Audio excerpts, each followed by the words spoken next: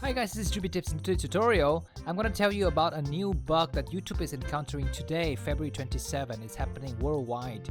So here I'm inside YouTube Studio and I want to upload a new video. I have a video called test video. I'm going to drag it into this area to upload it. I'm going to fill out the information as usual. I'm going to just call it test.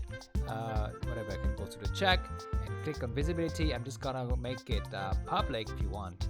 And then I'm just gonna go and click publish here, and as you can see, the video is gonna get processed. You can close here.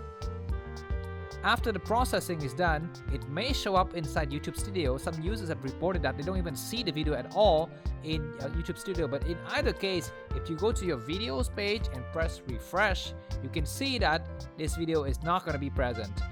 This is an old video that I've uploaded a long time ago, but the video is not here.